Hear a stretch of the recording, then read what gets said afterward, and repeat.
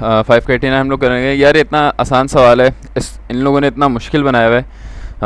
सबसे पहले तो भाई मुज़म्मिल का शुक्रिया जिसने मुझे चैप्टर 5 में हेल्प की, और अब्दुल समी भाई हमारी क्लास में जिन्होंने मुझे ये सवाल बताया। इतना आसान सवाल है, मैं खुद इसमें कंफ्यूज हुआ पड़ा था यार ये क्या है पूरा सवाल। तो समी भाई ने मुझे बताया सारा, तो वो मैं आप लोगों को समझाने वाला हूँ कि सवाल असल में क्या सीन है। बहुत आसान है। इन लोगों ने बोला है कि पूरी शाफ्ट A36 की बनी हुई है, अपने angle of twist at gear B निकालना है, सही है। और एंगल ऑफ ट्विस्ट का फॉर्मूला हमारे पास क्या होता है, phi is equal to TL/JG। अब मसला है यहाँ पे इंटरफेरेंस की वजह से डायरेक्ट फार्मूला नहीं लगे, पहले हम एक्सटर्नल मालूम करेंगे और उसके बाद हम यहाँ पे सॉल्व कर लेंगे इसको। सबसे पहले हम क्या करेंगे, एक्सटर्नल फोर्स निकालेंगे। दो डायग्राम में ब्रेक करेंगे, एक इस मेंबर में ब्रेक कर दिया, एक इस मेंबर में ब्रेक कर दिया। हम पहले यहाँ पे फोर्स और इनकी डायरेक्शंस पता कर लेते हैं।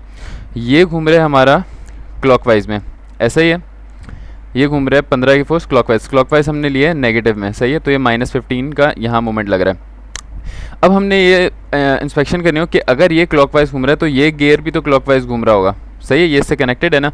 अब ये गियर घूम रहा है क्लॉकवाइज, यहाँ तक घूमा, और यहाँ हमें पता चलता है कि ये गियर इसके ऊपर एक फोर्स लगा रहा है यूं करके, समझे। अगर ये क्लॉकवाइज घूमेगा तो इसके ऊपर फोर्स उल्टी लगेगी, जो कि ये वाला गियर लगा रहा है, सही है। ये गियर D इसके ऊपर लगा रहा है, तो इसकी फोर्स बनेगी इस तरह का, और इस फोर्स की वजह से ये घूमना शुरू हो जाएगा एंटी क्लॉकवाइज। इसकी वजह से ये हो जाएगा पॉजिटिव फोर्स इंटू D। कितना है इसका, 6 इंच का है। इंच को फिट में करेंगे 6 डिवाइड बाय 12, तो ये हो गया 0.5, सही है, 0.5। तो ये हमने इस बॉडी के लिए पता किया। तीसरी चीज़ हम क्या पता करेंगे, इसको यहाँ से कट करेंगे और हम लोग TAB निकाल लेंगे, या TA का नाम दे देंगे इसको, सही है। तो TA कैसे घूमेगा, अगर तो ये घूम रहा है क्लॉकवाइज और इसको बीच में से काटेंगे तो यहाँ पर एंटी क्लॉकवाइज रिएक्शन आएगा, तो ये हमारा पॉजिटिव हो जाएगा, सही है।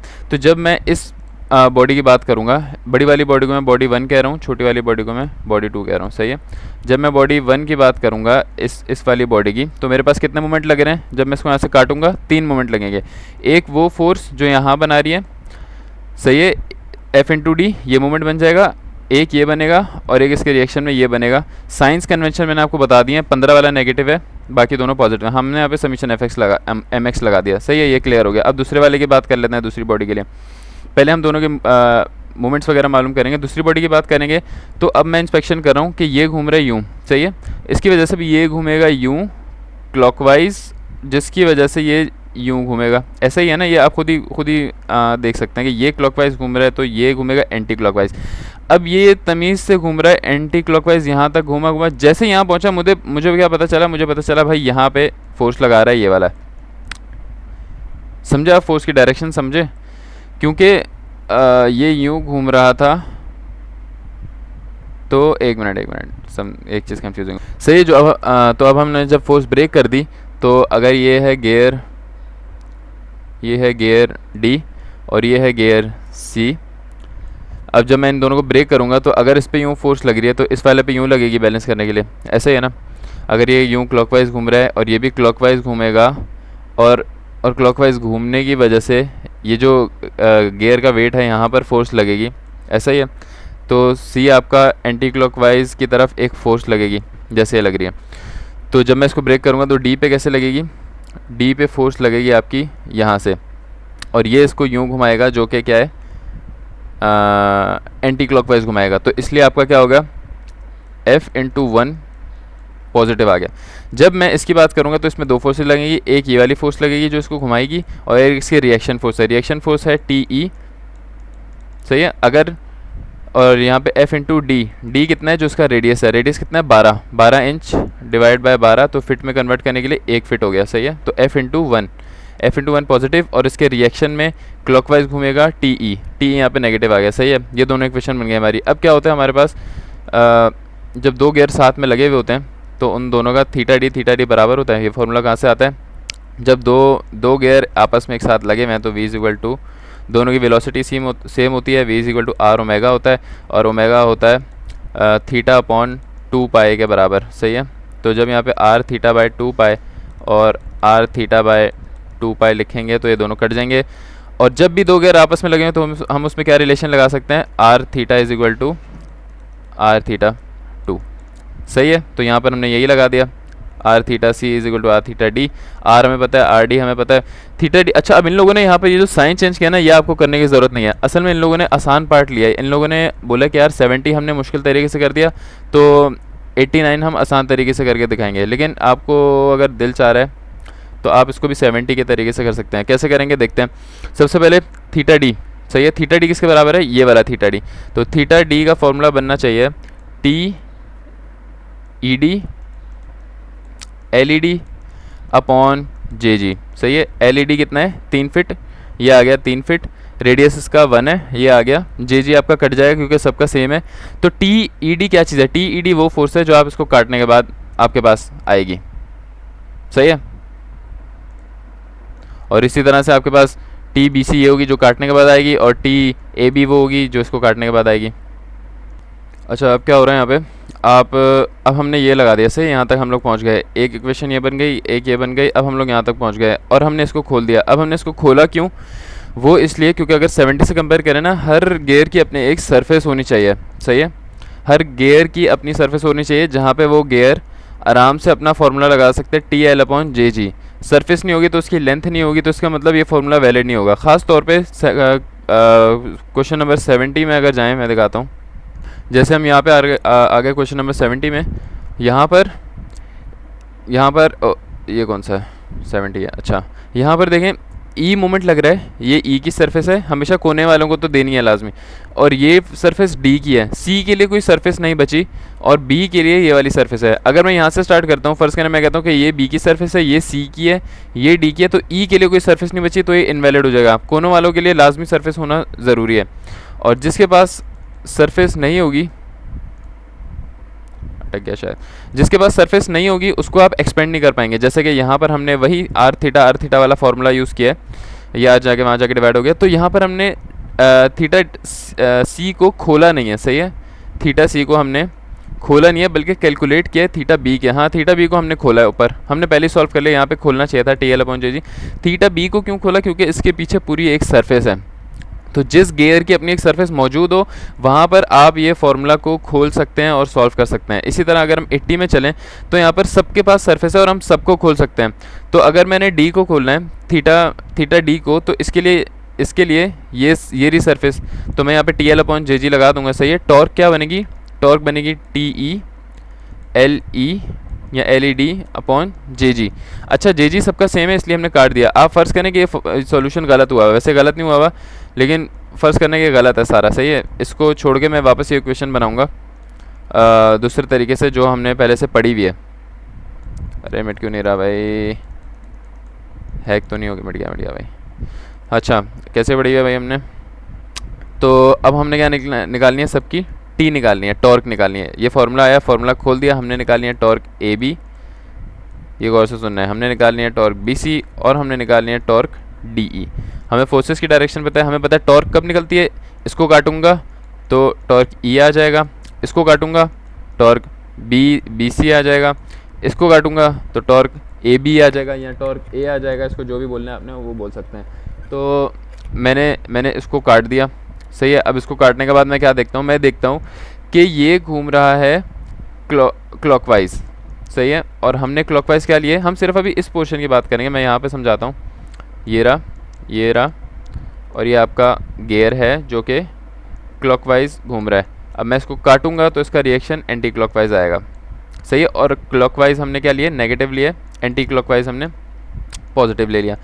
तो ये क्लॉकवाइज नेगेटिव, तो ये क्या है, ये टी ए है, तो टी ए आपका क्या आ गया, टी ए आएगा आपका पॉजिटिव। तो हमने टी ए बी की जगह रख दिया, मैं यहाँ पे इक्वेशन बना रहा हूँ, टी ए बी की जगह रख दिया पॉजिटिव टी ए। इन लोगों ने नेगेटिव रखा है, मैं पॉजिटिव रख रहा हूँ। सही है, इसकी लेंथ कितनी है 2.5, और जे जी तो सबका कट गया, प्लस करूँगा, देखते हैं क्या बनेगा फोर्स का। अब ये पोर्शन ख़त्म, अब इस पोर्शन की बात करूँगा मैं। सही है, ये मेरा आ गया गियर सी, और यहाँ से मैंने कट किया है। गियर सी कैसे घूम रहा है, गियर सी हमारा घूम रहा है, ये क्लॉकवाइज है तो ये भी क्लॉकवाइज घूमेगा। सही है, लेकिन क्योंकि इस पे यूँ फोर्स लग रही थी जो हमने ब्रेक किया ना सी और डी की, यूँ करके ये रही ना, ये फोर्स ब्रेक हुई हुई, ये सी पे लग रही है, ये डी पे लग रही है ऊपर नीचे, तो इसकी वजह से कैसे घूमना शुरू हो जाएगा, यूँ काउंटर क्लॉकवाइज घूमना शुरू हो जाएगा। सही है। तो इस डायग्राम में जैसे ये सी है तो ये घूम रहा है एंटी क्लॉकवाइज, और एंटी क्लॉकवाइज हमने लिया पॉजिटिव, तो इसका रिएक्शन घूमेगा क्लॉकवाइज। तो टी बी सी हमारा क्या हो गया, नेगेटिव में। तो टी बी सी मैंने यहाँ पे लिख दिया प्लस ये मैंने लिख दिया माइनस का टी बी सी। सही है, सही है। और इसी तरह आपका आ जाएगा, अब यहाँ पे हमने इसकी फोर्स यहाँ पे लगाई है और इसकी फोर्स यूँ लग रही है। सही है। तो ये इसको कैसे घुमा रहा है, ये इसको घुमा रहा है एंटी क्लॉकवाइज, एंटी क्लॉकवाइज। इसको छोड़ दो, ये हमने पहले से निकाला हुआ है ना, ये रहा। अरे यार ये रहा। टी ई किसके बराबर है, टी ई बराबर है एफ इंटू वन के। सही है, ये हमने पहले ही निकाला हुआ है। टी इसको एफ इंटू वन को वहाँ ले जाए, दोनों माइनस माइनस कर जाए, तो टी ई बराबर हो जाएगा एफ इंटू वन के। तो यहाँ पे ज़रूरत ही नहीं है, ये टी डी ई की जगह मैं डायरेक्ट लिख रहा हूँ एफ इंटू वन, और यहाँ पे इसकी लेंथ कितनी है, 3 है, 3 आ गई। अब मैं इसको सॉल्व करूँगा, ऑटोमेटिकली ये वाली इक्वेशन बन जाएगी, देखना। तो ये बन जाएगा 2.5 T A minus T B C हमारे बराबर है एफ इंटू 0.5 के into 2.5 is equal to F 1 into 3। ये कैसे आया, ये ऐसा आया ना।